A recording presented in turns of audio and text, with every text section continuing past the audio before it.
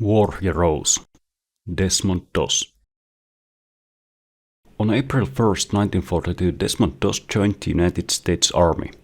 Little did he realize that 3.5 years later he would be standing on the White House lawn receiving the nation's highest award for his bravery and courage under fire. Of the 16 million men in uniform during World War II, only 431 received the Congressional Medal of Honor. One of these was placed around the neck of a young Seventh-day Adventist who during combat had not killed a single enemy soldier. In fact, he refused to carry a gun.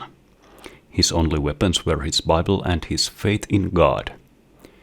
President Harry S. Truman warmly shook the hand of Corporal Desmond Thomas Doss and then held it the entire time his citation has read aloud to those gathered outside the White House on October 12, 1945. "I'm proud of you," Truman said. "You really deserve this. I consider this a greater honor than being president." The journey that had brought young Desmond to this day had been a challenging one. When Pearl Harbor was attacked, he was working at the Newport News Naval Shipyard and could have requested a deferment, but he wanted to do more for his country. He was willing to risk his life on the front lines in order to preserve freedom. When he joined the army, Desmond assumed that his classification as a conscientious objector would not require him to carry a weapon. He wanted to be an army combat medic.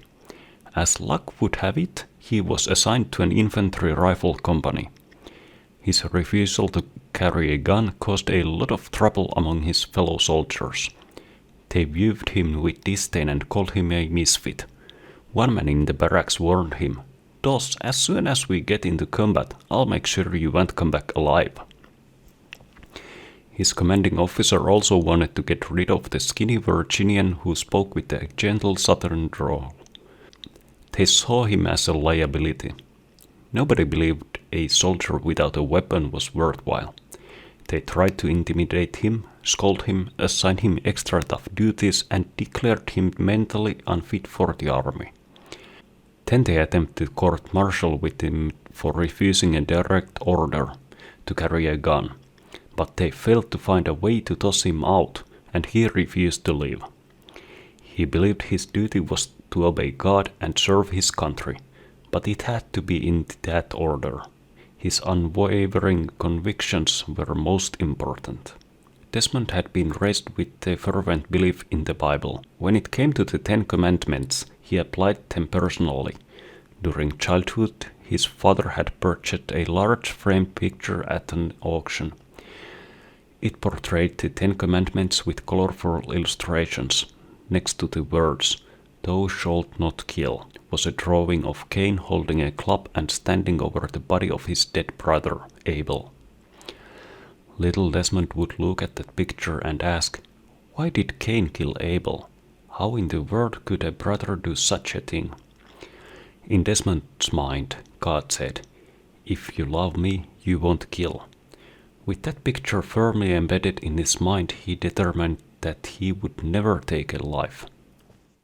However, there was another commandment that Desmond took just as seriously as the 6th.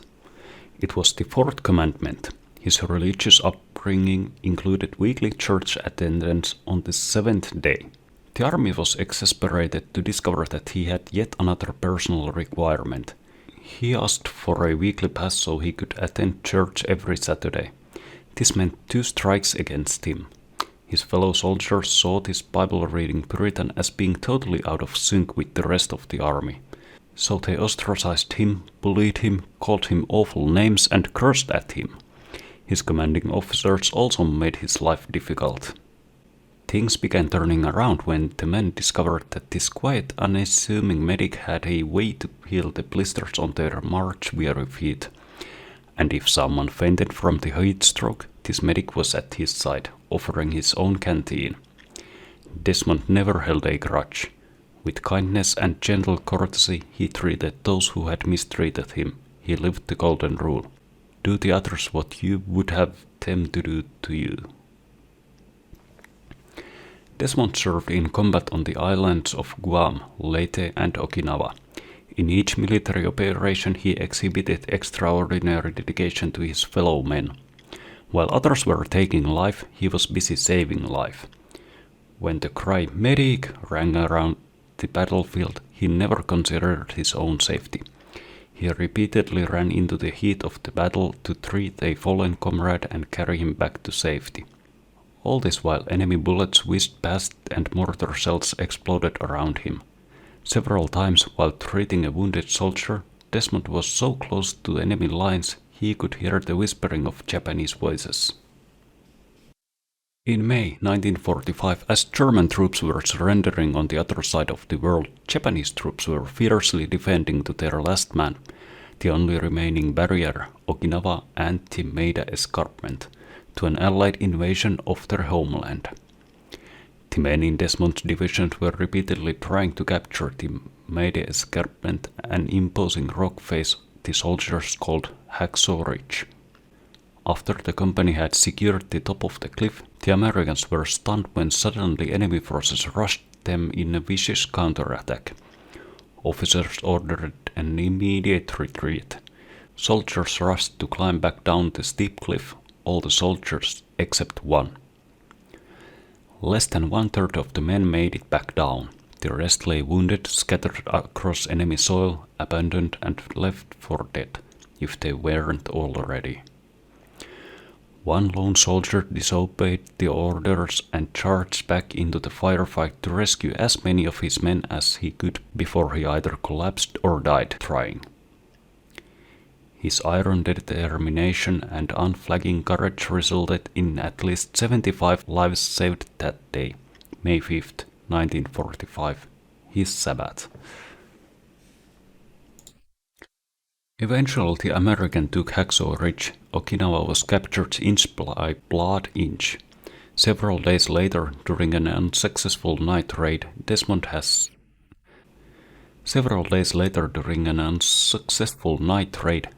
was severely wounded, hiding in a shell hole with 2 riflemen. A Japanese grenade landed at his feet. The explosion sent him flying. The shrapnel tore into his leg and up to his hip. He treated his own wounds as best he could. While attempting to reach safety, he was hit by a sniper's bullet that shattered his arm. His brave actions as a combat medic were done, but not before insisting that his litter bearers take another man first before rescuing him. Wounded, in pain and losing blood, he still put others ahead of his own safety. He would choose to die so another could live. After all, that's what he read in his Bible. Such was the character demonstrated by Jesus Christ. In addition to his Medal of Honor, Desmond Doss received a Bronze Star for Valor with 1 oak leaf cluster, a Purple Heart with 2 oak leaf clusters, the Asiatic Pacific Campaign Medal with 3 Bronze Stars, and Beachhead Arrowhead, the Good Conduct Medal, the American Defense Campaign, and, not so common, Presidential Unit Citation given to the 1st Battalion 307 Infantry, 77th Infantry Division for securing the Maeda Escarpment. The Medal of Honor was established during the Civil War under President Abraham Lincoln in 1862. At the 100th anniversary in 1962, the other recipients of that award selected Desmond Doss to represent them at the White House ceremony. He had a pleasant chat with President John F. Kennedy. Before being discharged from the Army in 1946, Desmond developed tuberculosis. He would spend most of the next 6 years in hospitals, cold, wet, sleepless nights, shivering in a muddy foxhole on the island of the Pacific had taken their toll. As the illness progressed, his left lung had to be surgically removed along with 5 ribs. For the rest of his life, he survived on a single lung until it too failed. At the age of 87, Corporal Desmond Thomas Doss died on March 23, 2006, after being hospitalized with difficulty breathing. He is buried in the National Cemetery, Chattanooga, Tennessee.